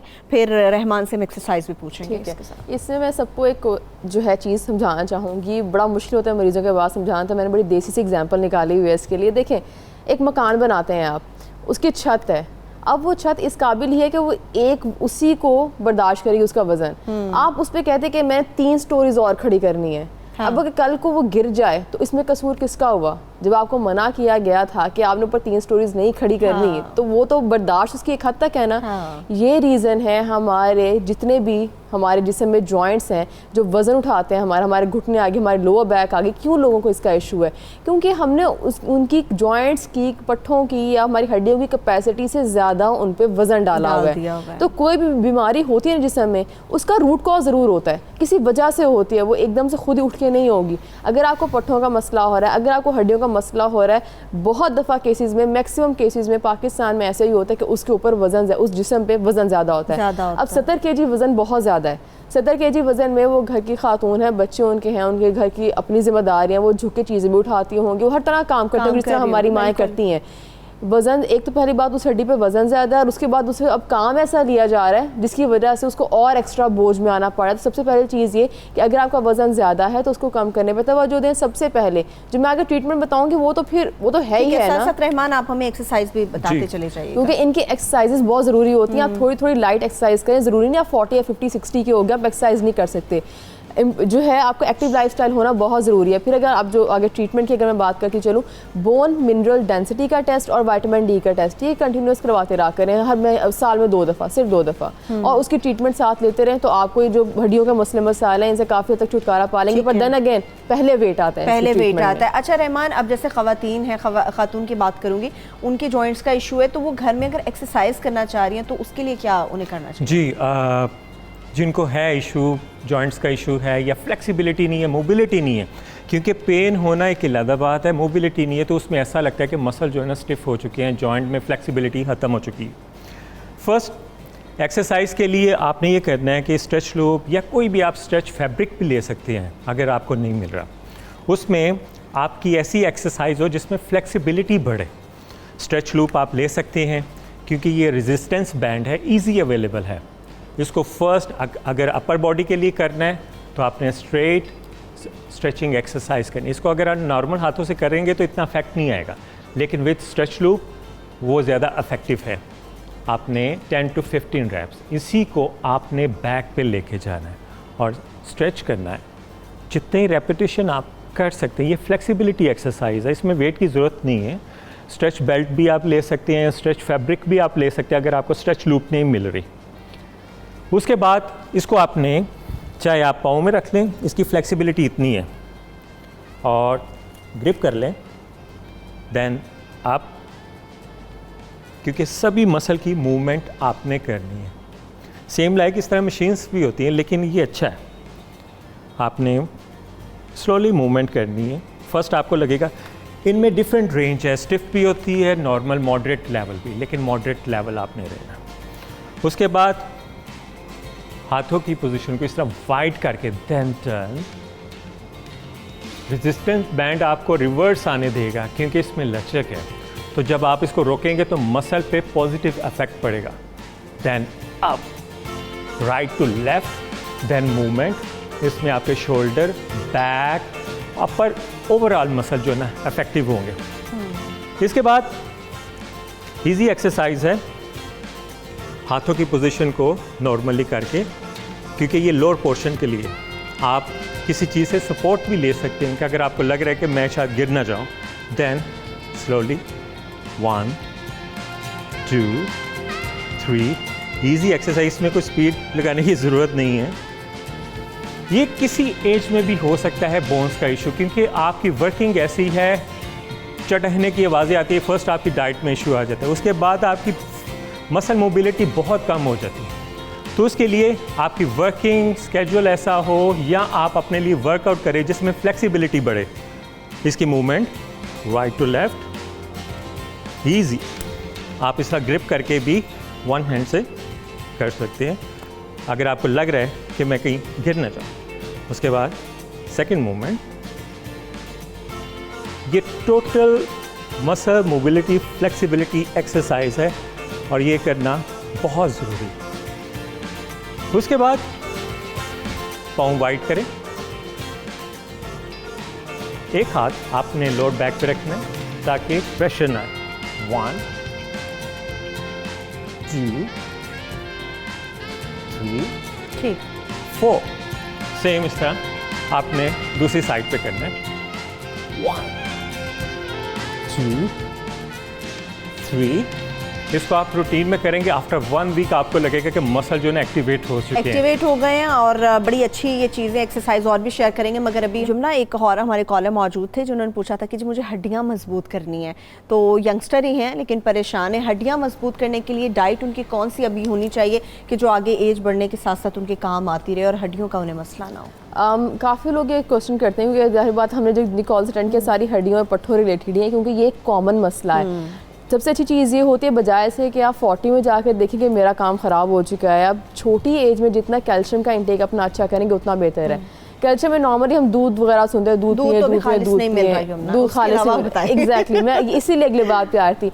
बच्चे दूध नहीं पीते, मैंने तो एक ये भी चीज़ देखी है। आप उनको जो मर्जी कह दो, आप उनको फिर हमें कहना पड़ता है अच्छा ठीक है चॉकलेट मिल्क डाल लो, ये कर लो वो कर लो, पर ये चीज़ें डालने के बाद फिर ओबेसिटी का फैक्टर भी तो है, वो भी देखना होता है। तो कहीं ना कहीं दूध बहुत कम होता जा रहा है बच्चों की डाइट से। उसमें सबसे अच्छी चीज़ भी क्या होती है, दूध और दूध से बनी अशिया में कैल्शियम होता है। ये थोड़ी सी अगर इसको लंबा करें इस चीज़ को, तो दूध में होता है बट दूध से बनी अशिया में भी होता है। उसमें आपके पास बहुत अच्छी चीज़ है दही। और फिर फॉर एग्जांपल हम नाश्ते की बात कर रहे थे ना, मेरा ख्याल है अगर नाश्ते पे एक तफसीलन बात कर लीजिए तो सबसे अच्छी रूटीन जो है ना, अगर आपको नाश्ता ठीक है तो वैसे ही आपकी रूटीन सेट हो जानी है। नाश्ते में फ्रूट योगर्ट जैसे बड़ी अच्छी चीज़ है, ठीक है। उसमें आपने क्या करना है, हमेशा सीजनल फ्रूट इस्तेमाल करें, क्योंकि मैं हमेशा एक चीज़ बताती हूँ कि सीजनल फ्रूट अल्लाह ने उस मौसम में अगर पैदा किया तो वो किसी मकसद से पैदा किया है। उस सीज़न रिलेटेड जो न्यूट्रिएंट्स चाहिए होते हैं ना वो उस फ्रूट के अंदर होते हैं, इसीलिए हमेशा सीजनल फ्रूट का इस्तेमाल करें। आप फ्रूट के छोटे छोटे चंक्स करके आप योगर्ट में डाल दें, उसके साथ आप अंदर थोड़ा सा ड्राई फ्रूट बारीक काट के वो उसके अंदर डाल दें। फ्लेवर भी बेइंतहा अच्छा होता है, बिकॉज मुझे भी पसंद है, मैं खुद खाती हूँ ये। बेइंतहा अच्छा फ्लेवर होता है इसका, बेइंतहा अच्छा फ्लेवर होता है। थोड़ी सी किशमिश डाल दें, चीनी ना डालें, चीनी शक्कर शहद वगैरह वो ना डालें। आप चीनी को अवॉइड कर लें। वैसे एक नेचुरल स्वीट होता है, वो नेचुरल स्वीट उसमें भी होता है। अगर आपने वैसे स्वीट चाहिए तो किशमिश बड़ी अच्छी लगती है, किशमिश, अखरोट और एक फ्रूट और साथ आपका योगर्ट। इसमें कैल्शियम भी है, इसमें फैट भी है, इसमें कार्ब्स भी हैं और इसमें मल्टीपल जो न्यूट्रिएंट्स हैं वो मौजूद हैं। इसके अंदर आपका बड़ा अच्छा ब्रेकफास्ट हो सकता है ये। ठीक है, ओके। कोई ऐसी एक्सरसाइज जो आप हमें बता सके रहमान? साथ साथ हम ब्रेक की तरफ भी बढ़ेंगे, मगर रहमान से जानेंगे कि कौन सी ऐसी खास एक्सरसाइज है जो दर्द से, हड्डियों के दर्द से बचने के लिए आपको अपनी रूटीन में बना लेनी चाहिए? Flexibility exercise. पहली बात तो ये है कि अभी जिस तरह कॉलर की ने बात की है, उनका बॉडी वेट वैसे भी कम है एज के हिसाब से। वेट अप करें, मैस करें, अगर आपको लगता है ऑटोमेटिकली स्ट्रेंथ आनी शुरू हो जाएगी। एक्सरसाइज आपने कोई भी स्ट्रेचिंग एक्सरसाइज या अगर आपको जॉइंट का इशू है उसमें फ्लेक्सिबिलिटी एक्सरसाइज आपने ये कंफर्म करनी है। इसको राइट एंड लेफ़्ट आपने बहुत जगह देखा होगा, लेकिन इसके आपको बेनिफिट नहीं ही मालूम कि हमने इसको करना कैसे है। आपने लेग को स्ट्रेच करके किसी एज में भी कर सकते हैं अगर जिनको जॉइंट का भी इशू है। देन अपने काफ को टच करें और होल्ड करना है पोजीशन को। आपके hamstring muscles, back muscles, shoulder वो फ्लेक्सिबल होना शुरू हो जाएंगे और इसको आपने होल्डिंग पोजीशन में करना है। और ये बहुत इफेक्टिव एक्सरसाइज है फ्लेक्सिबिलिटी के ओवरऑल बॉडी के जो मसल्स हैं, हैमस्ट्रिंग हो गया, काफ है, बैक है, ग्लूट्स मसल्स हैं, शोल्डर मसल्स हैं। ये बेस्ट एक्सरसाइज है। इसको आपने चाहे आप वार्म अप एक्सरसाइज कर लें या डेली बेसिस पे, वैसे तो मैं चाहूँगा कि डेली बेसिस पे करें। 10 to 15 मिनट्स अपना स्केड्यूल बना लें। ओल्डर एडल्ट्स जो है वैसे तो आफ्टर 40 आई थिंक में यंग होते हैं सारे तो इसको ना 15 मिनट्स अपना एक स्केड्यूल कर लें और फ्लेक्सिबिलिटी एक्सरसाइजेस करें। चलिए इसके साथ ही Rahman, thank you so much, आप तशरीफ लेकर आए। यमुना, बहुत शुक्रिया आपका भी। इसके साथ ही मुझे सुबह सवेरे पाकिस्तान में एक ब्रेक की तरफ बढ़ना है। Stay with us.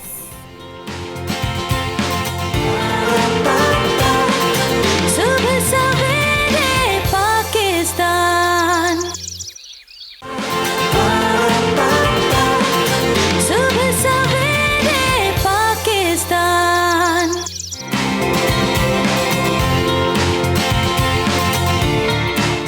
हफ्ते का आगाज़ है। हफ्ते के आगाज़ पर आपके सितारों का भी पता चलता है कि इस पूरे हफ्ते में आपके सितारे क्या रंग दिखा सकते हैं। कोई बड़ा टर्न हो सकता है, कोई बड़ी खुशी मिल सकती है, या कोई ऐसी चीज़ है जो आपके लिए गमी का बायस बन सकती है, उससे छुटकारा हासिल करने के लिए। और बहुत सारे ऐसे सवालात हैं जिन लोगों की सालगिरह है, जो लोग कारोबार करना चाहते हैं, जो लोग शादी के ख्वाहिशमंद हैं, या फिर आपकी ज़िंदगी का कोई भी सवाल है, कोई भी मामला है जिसका आपको जवाब नहीं मिल रहा, कोई सोल्यूशन नहीं मिल रहा, तो आप हमें कॉल कर सकते हैं। और यहाँ पर हमारे साथ हमारे मौजूद मेहमान मौजूद हैं। मेरे साथ स्टूडियो में ऑस्ट्रोपॉमिस्ट हैं अली जैदी साहब। Thank you so much Zaid साहब, आपने हमें ज्वाइन किया। जबकि हमारी बहुत ही प्यारी टैरो कार्ड रीडर भी कराची से उनसा शाह हमारे साथ मौजूद होंगी। उनसा, थैंक यू सो मच, आपने भी हमें ज्वाइन किया। तो जैदी साहब, विर्गोस का तो दौर शुरू होने वाला है, और उनके लिए क्या स्पेशल होगा इस पूरे महीने में, किस चीज़ से अवॉइड करने की ज़रूरत है? विर्गो का तो एक चीज़ मैं पहले, वो आपके सवाल से पहले एक चीज़ मैं बताता चलूँ। 12:48 पर इनका बेहतरीनी जुमेरात के दिन से इनका 12 दिन के 12:48 पर इनका बेस्ट टाइम शुरू होने जा रहा है। और जुमेरात और जुम्मा, ये 2 दिन इनका बड़ा खुशकिस्मती इनके साथ देगी। अगर ये कोई शादी का पैगाम भेजना चाहते हैं, या कोई बिज़नेस करना चाहते हैं, बैरून मुल्क सफ़र के लिए अप्लाई करना चाहते हैं, या बैरून मुल्क रिहाइश करना चाहते हैं, किसी भी शोबे को ज्वाइन करना चाहते हैं, तो वो इनका 12:48 पर जुमेरात के दिन से बेहतरीन टाइम शुरू हो रहा है। बस ये हो कि नेक नियत वाला आपका कोई काम हो तो उसके ऊपर ही अच्छा है। सब ये भी क्लियर कर दिया करें लोगों को कि आप जो नेक काम करने जा रहे हैं सिर्फ उससे मुतालिक अच्छा टाइम शुरू होने वाला है। बिल्कुल, ये तो हम तो बताते सिर्फ ऐसे हैं कि जो लोग नेक काम कर, और गलत लोगों को तो हम बताते भी नहीं हैं। और बहुत सारे आपको ये, जिस वक्त हम मैच की प्रेडिक्शन करके जाते हैं उसके बाद हमें बहुत सारे लोग कॉल्स करते हैं, जी आप हमें मैच बता दें, ये कर दें, लेकिन हम कतई तौर पर नहीं बताते। कुछ एस्ट्रोलॉजर बताते हैं, वो उस पर शर्तें लगाते हैं। हम इस तरह की हरगिज़ किसी को तरगीब नहीं देते कि आप हमारी प्रेडिक्शन को देखकर शर्तें लगाएं या हमें ये गलत कामों से अवॉइड करें। अच्छा जैसे सब ये पूरा महीना जो वर्गोस का चलता रहेगा वो कैसा रहेगा उन लोगों के लिए? महीने का तो तकरीबन एंड ही हो चुका है, लेकिन ये हफ्ता है, इनके चंद मामलात सुस्ती का शिकार रहेंगे और चंद मामलात इनके चलते रहेंगे। जैसा कि मैंने बताया कि जुमेरात का दिन इनके लिए बड़ा अहम है, और इसके साथ इनका तालीमी सफ़र भी जारी रहेगा।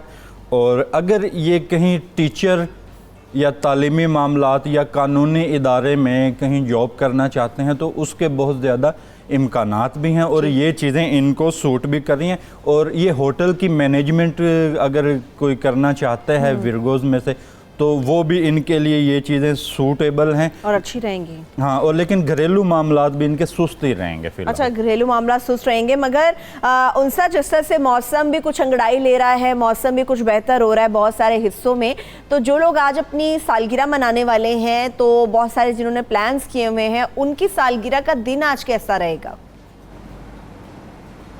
जी, आज 26 अगस्त है, और ये जो एंड ऑफ अगस्त है वर्गो यहाँ स्टार्ट होता है। सुमला बुर्ज, सुमला इसको कहते हैं।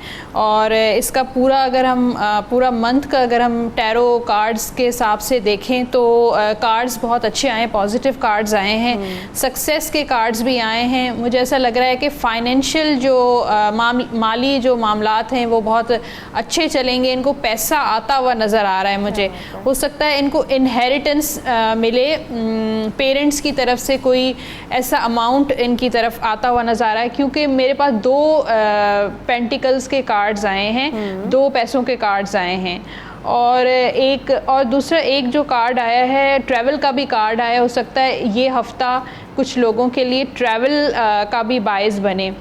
अच्छा, मुझे थोड़ा इमोशनली लॉस नज़र आ रहा है, शायद फैमिली इश्यूज़ हों, मियाँ बीवी के या बच्चों के हिसाब से शायद थोड़े से इश्यूज़ मुझे नज़र आ रहे हैं, लेकिन वो टेम्परेरी बेस्ड होंगे। 1 हफ्ते तक उस चीज़ का असर रहेगा, उसके बाद वो चीज़ें ठीक हो जाएंगी। अच्छा, और जो इमोशनली बता रही हैं, इसमें क्या होता है कि मतलब जिस तरह से आप फैमिली की बात बता रही हैं, जो मैरिड लोग होंगे उसमें जैसे सरपरस्त मर्द को माना जाता है, अगर वो वर्गो होगा देन इस तरह के इश्यूज आएंगे, या फिर क्या इसका क्राइटेरिया होता है कि जिसका स्टार वर्गो होगा, जिसका स्टार मैं वर्गो और 26 अगस्त के हिसाब से मैं बता रही हूँ, जिनकी डेट जो है डेट ऑफ बर्थ 26 अगस्त है, उसके हिसाब से मैं बता रही हूँ कि उनको फैमिली के हिसाब से घरेलू थोड़ी प्रॉब्लम्स फेस करनी पड़ेंगी। लेकिन वो उसका असर जो है 1 हफ्ते तक रहेगा, उसके बाद वो चीज़ें ठीक हो जाएंगी, क्लियर हो जाएंगी। अच्छा, इस स्टार के हिसाब से अगर हम देखें तो 2 इनके जो लकी कलर्स हैं, ब्लू और ग्रीन, इसका इस्तेमाल ये ज़्यादा करें। और इनके जो लकी डेज हैं वो सैटरडे और संडे है, और इनका जो लकी स्टोन है वो सफ़ायर है। तो इन चीज़ों का अगर इस्तेमाल करें तो इनके लिए अच्छा रहेगा। अच्छा, हमारे साथ इस कॉलर्स में मौजूद हैं, साथ साथ उनसे बात करते हैं। आई थिंक हमारे साथ मिसेस शाहिद मौजूद हैं, तो उनसे बात कर रहे थे। जी मिसेस शाहिद, क्या जानना चाहेंगी आप? जी वालेकुम अस्सलाम।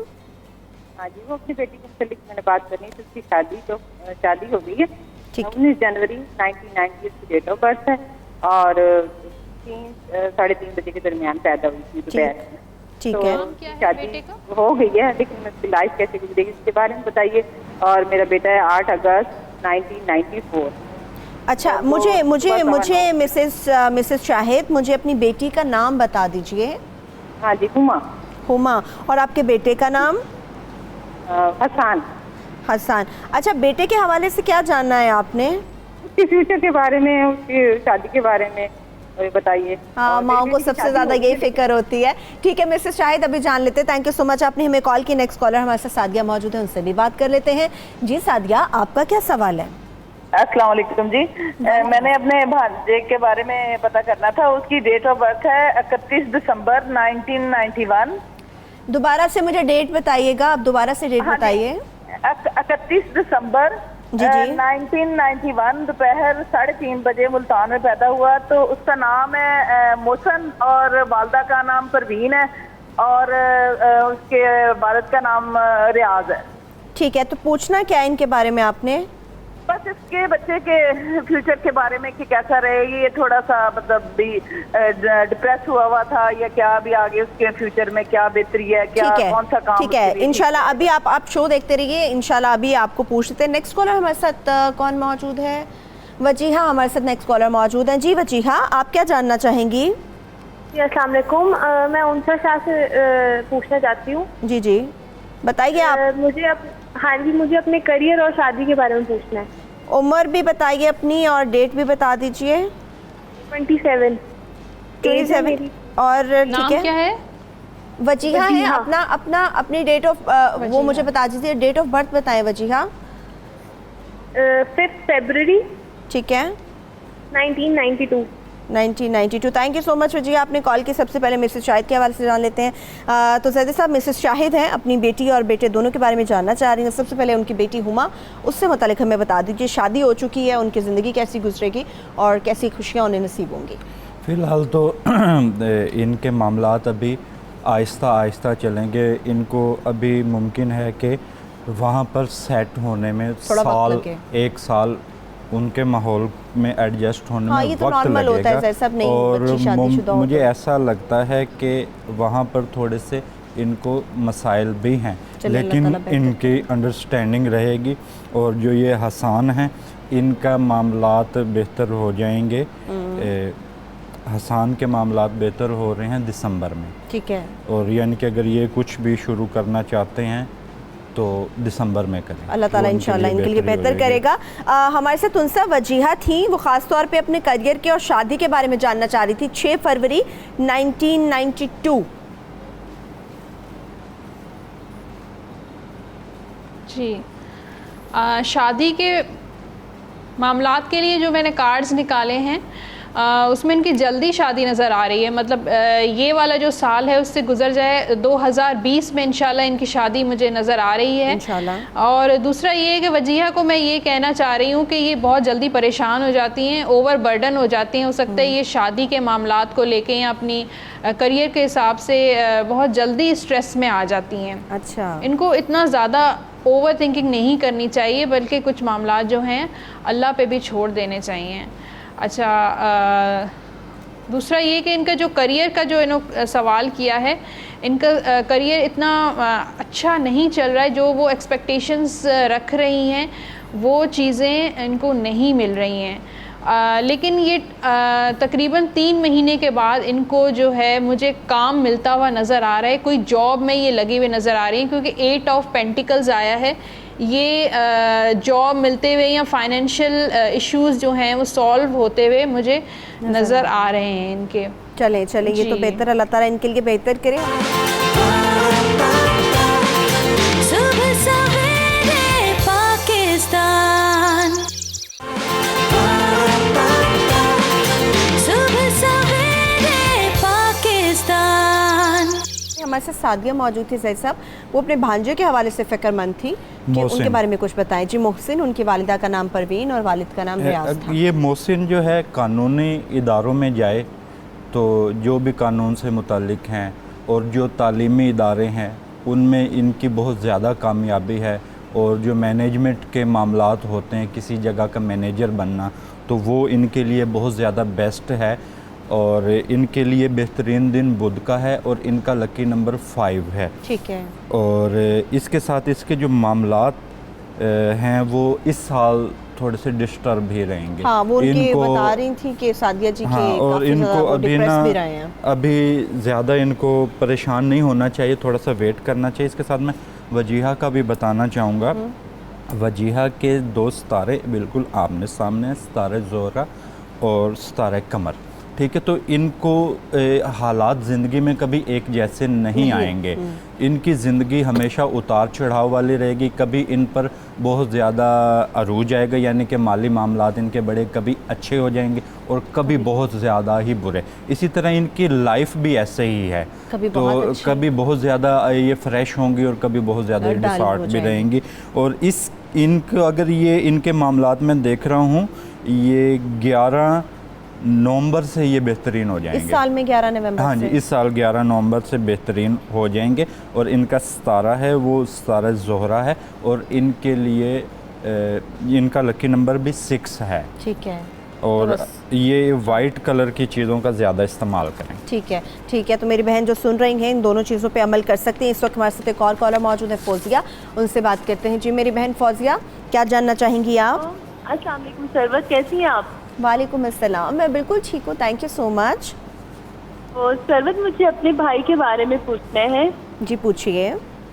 जी उनकी जो है डेट ऑफ बर्थ है 26 जैन। ठीक है। 71। ठीक है। और शाम को है 6:15 जो है उनका टाइम है। ठीक है। तो उनकी जो है ना शुरू से फाइनेंशियल प्रॉब्लम थे, फिर उनकी एक एंगेजमेंट खत्म हुई, उनकी शादी खत्म हुई। जी तो ठीक है।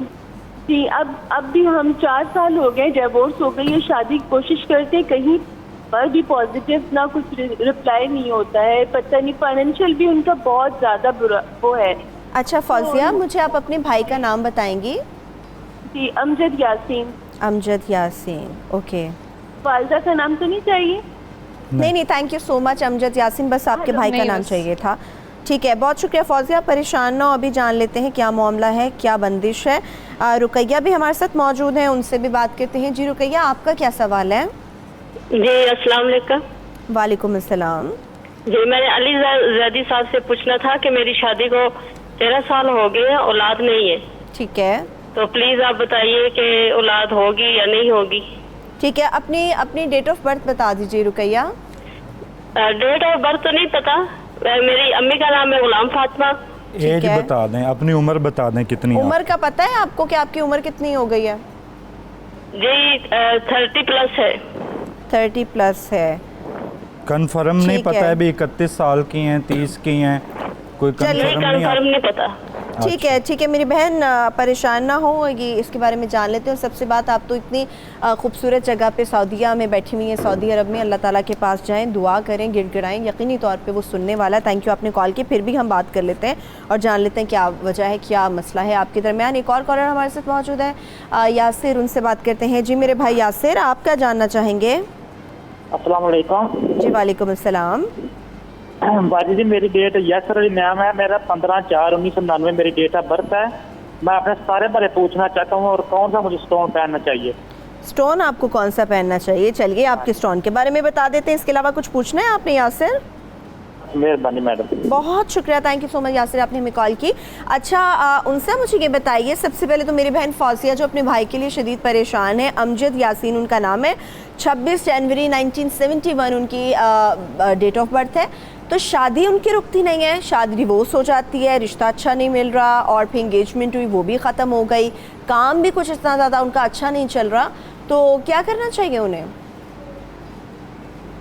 एक्चुअली जो इनके जो टैरो कार्ड्स के हिसाब से ये बहुत ज़्यादा नरम मिजाज के हैं, और इनका जो कार्ड आया है किंग ऑफ कप्स का कार्ड आया है, बहुत इमोशनल हैं, बहुत काइंड हार्टेड हैं। अच्छा, इनकी जो किस्मत में है ना, एक शादी से ज़ायद शादियां हैं, मतलब एक शादी नहीं है बल्कि 2 से 3 शादियां हैं। तो एक शादी तो इनकी ख़त्म हो चुकी है, तो इनकी मज़ीद दूसरी शादी होने का इम्कान है। और बाकी दूसरा ये कि इनके जो फाइनेंशियल इश्यूज़ हैं, पास काफ़ी टाइम से इनके इश्यूज़ चल रहे हैं, बिल्कुल इनका जो घोड़ा है वो रुका हुआ है। लेकिन ये मसले जो हल इनका जो फाइनेंशियल इशू है वो सॉल्व होता हुआ नज़र आ रहा है, लेकिन मज़ीद 1 साल और लगेगा। ये अपना कारोबार शुरू करेंगे, अगर नहीं किया है तो इस पे गौर करें, अपना कारोबार शुरू करें, बजाय ये कि जॉब के लिहाज से अगर जॉब भी करते हैं तो साइड बिजनेस ज़रूर शुरू करें, वो उसमें बेहतरी हो जाएगी। ठीक है। अच्छा, मेरी एक बहन थी रुकैया जैदी साहब, वो ये ख़ास तौर पे अपनी औलाद के हवाले से जानना चाह रही थी। अगर हम 30 साल के हिसाब से उनकी एज के ऊपर निकालते हैं कोई जायचा, तो आप क्या समझते हैं कि औलाद अल्लाह ताला ने उनकी किस्मत में लिखी है? देखिए, जो इनके जो हाकिम मुझे सितारा नज़र आता है, इनके नाम के ऊपर जो हाकिम सितारा है वो सितारा मरीख है। ठीक है। तो जो सितारे मरीख के जो लोग होते हैं उनकी कामयाबी बहुत देर बाद मिलती है, यानी कि जो चीज़ें वो चाह रहे होते हैं, ये लोग बड़े सख्त किस्म के मेहनती होते हैं और मेहनत करने में, और ये लोग ये पीछे नहीं हटते, मायूस नहीं होते ये लोग। लेकिन इनके साथ फैक्ट ये है कि इनको कामयाबी बड़ी देर के बाद मिलती है, जो इनकी तमन्ना है, जो आरजू है, वो बहुत देर के बाद पूरी होती है। इनकी 2020 में मैं देख रहा हूँ, लेकिन इनका सितारा मरीख है, तो इनका दिन बनता है एतवार का, और इनके लिए जो बेहतर सदका है वो गंदम, गुड़ और दाल माश, ठीक है, ये सदका दें। और इसके साथ अगर ये कोई कपड़े का सदका देना चाहें तो ये ब्लैक कलर का कपड़े का सदका दें। और इसके साथ यासिर भाई ने जनाब पूछा है, यासिर भाई सुर्ख याकूत पहन लें, या अगर ये माली मामलात को देखना चाहते हैं तो जर्द याकूत मिल जाए या जर्द यमनिया इनको मिल जाए तो वो बेहतर है इनके। ठीक है, यानी वो ज़्यादा अच्छा होगा। अच्छा, उनसे मुझे ये भी बताइएगा साथ साथ कि जिन लोगों के हम बात करते हैं मुश्किलात के हवाले से, तो कौन कौन से ऐसे स्टार्स हैं जो हमें काफ़ी ज़्यादा मुश्किलात में घिरे हुए भी नज़र आएंगे? जी, घिरे हुए नज़र आएंगे। अब ये तो डिपेंड करता है कि किसी के माली प्रॉब्लम्स हैं, किसी के फाइनेंशियल इश्यूज़ हैं, किसी के शादी में इश्यूज़ हैं। अब ये तो बताना थोड़ा सा मुश्किल होता है कि कौन कौन से। अब ये देखें, एक चक्कर चलता है, एक पूरा सर्कल होता है, कभी किसी के अप्स एंड डाउन्स तो लाइफ में सबके आते ही हैं। तो उसमें अगर किसी को इश्यूज़ हैं तो अल्लाह ताला के 4 नाम हैं, या सुबूह हो, या कुद्दूस हो, या गफूर हो, या वदूद हो। ये 4 नाम आप आगे पीछे एक दफ़ा दुरूद शरीफ पढ़ के और हर नमाज के बाद आप 7 बार ये पढ़ें, तो इंशाल्लाह जो भी इश्यूज़ हैं, बड़े से बड़ा कर्ज़ा है, या माली प्रॉब्लम्स हैं, या जॉब नहीं मिल रही है, या कारोबार नहीं चल रहा है, या शादी के भी इश्यूज़ हैं, वो इंशाल्लाह आपके बेहतर होते जाएंगे। ठीक है, ठीक है। इस वक्त हमारे साथ कॉलर भी मौजूद है, वलीद मेरे भाई एक हमारे साथ मौजूद है, उनसे पहले बात कर लेते हैं। जी वलीद, आपका क्या सवाल है? मेरा सवाल है, मैंने कहा कि जो मैं काम कर रहा हूँ वो जो बराबर आगे नहीं करता है, तो सन 1970 पैदाइश है मेरी। अपनी पैदाइश दोबारा से मेरे भाई बताइएगा। 1970 तक मार्च में डेट ऑफ बर्थ मुझे मालूम नहीं है। अच्छा जी, ठीक है, ठीक है। तो आपका सवाल क्या है दिलीप? जी, मेरा सवाल है कि मैं जो भी काम करता हूँ आगे नहीं जाता है, वो उल्टे हो जाते हैं। अच्छा, और अगर किसी और के साथ आप काम करते हैं तो उसमें आप ठीक रहते हैं? नहीं, खुद ही मेरा अपना ही कारोबार है। ठीक है, और कोई चले, ठीक है Dilip, thank you so much, आपने कॉल किया। अभी जान लेते हैं क्या प्रॉब्लम है। सबा भी हमारे साथ कॉल पे मौजूद है। जी मेरी बहन सबा, आपका क्या मसला है? अस्सलाम वालेकुम। वालेकुम अस्सलाम। सरवत आपकी बहुत ज़्यादा तारीफ करना चाहती हूँ, मुझे बहुत अच्छी लगती हैं और मैं आपकी बहुत बड़ी फैन हूँ। मुझे आप लोग भी बहुत अच्छे लगते हैं। मैं ना अपना सितारा मिलवाना चाहती हूँ। मेरी 21 साल हो के 22वें साल में हूँ मैं। ठीक है। और ना मतलब मेरे साथ बहुत ज़्यादा मुश्किलात पेश आती हैं। मैं कौन सा सदका देना चाहती हूँ और मेरी शादी फरवरी में है और मतलब कि मेरा सदका सब कुछ बता दें और मेरा सितारा क्या है। अच्छा, 22 साल आपकी उम्र है, फरवरी में आपकी शादी है, मुश्किलात में घिरी रहती हैं। डेट ऑफ बर्थ याद है अपनी? नहीं, मुझे कंफर्म नहीं है। अच्छा, कंफर्म नहीं। वैसे अम्मा क्या बताती हैं कि मेरी बेटी की उम्र कितनी है, बताती हैं कुछ? जी, वो 21 साल होके ना 22वें साल में हूँ। अच्छा, 22वें साल में। ठीक है। 1997 में पैदा हुई थी, लेकिन मुझे कंफर्म नहीं है कि कौन से माह में हुई थी। अच्छा चलें, ठीक है, कोई बात नहीं है सबा, हम अभी जान लेते हैं। थैंक यू, आपने कॉल की। अच्छा जैद साहब, ये जो सबा पूछना चाह रही हैं, एक तो पहले उसका बताएं ना, फरवरी में माशाल्लाह खैर से इनकी शादी है, तो 22 साल इनकी उम्र है, 22वें साल में दाखिल हो गई हैं, तो मुश्किलात में घिरी रहती हैं। फटाफट बता दें लास्ट। मुश्किलात मेरे हिसाब में तो देखने में ही इनको मुश्किलात हैं, लेकिन इनकी ज़िंदगी ज़्यादा मुश्किल है नहीं। अच्छा, ये इनके जो हाकिम सितारा है इनके नाम के ऊपर, क्योंकि इनके डेट ऑफ बर्थ नहीं है, इनका हाकिम सितारा मुश्तरी है और मुश्तरी बड़ा खुशकिस्मत लोगों के हाकिम सितारा है और इनके लिए बेहतरीन दिन है जुमेरात का। अगर ये शादी का दिन रखते हैं तो कोशिश करें कि वो दिन जुमेरात का हो और इनके शादी भी इनकी बेहतर रहेगी। और वलीद भाई ने जो सवाल किया था जी, वो अगर किसी तालीमी, अब जितने भी आ रहे हैं, अब इसके ऊपर सितारा अतारद हुकूमत कर रहा है, ठीक है, वलीद के नाम के ऊपर। तो दिलीप था। हाँ, दिलीप था, वो मुझे सुनने में गलती हुई थी, उनका नाम दिलीप कुमार। अच्छा, लेकिन चलो ठीक हो गया। चलो इसकी फिर अब डेट ऑफ बर्थ से मैं बता देता हूँ, ठीक है। तो इसके भाई के तो हालात उतार चढ़ाव वाले ही रहेंगे। ये कोशिश करे कि अपने घर से बाहर, यानी कि जो इसकी जाए पैदाइश वाला शहर है उसे बाहर चला जाए, वहाँ पर बिजनेस की कोशिश करे या वहाँ पर जॉब की तो कोशिश करे, या बैरून मुल्क चला जाए वहाँ पर, यानी कि अपने जो पैदाइशी इलाका है उससे दूर कामयाबी है कर जाए। हाँ। ठीक है, ठीक है। चलिए, इसके साथ ही सुबह पाकिस्तान जो है वो भी अपने इख्तिताम की जानिब बढ़ा। थैंक यू सो मच उनसा, आप भी मौजूद थे। अली ज़ैद साहब, आपका भी बेहद शुक्रिया। इसके साथ ही आज के सुबह पाकिस्तान का फीडबैक हमें ट्विटर और फेसबुक पेज पे ज़रूर दीजिएगा। अपना बहुत सा ख्याल रखिए। खुदा हाफिज़।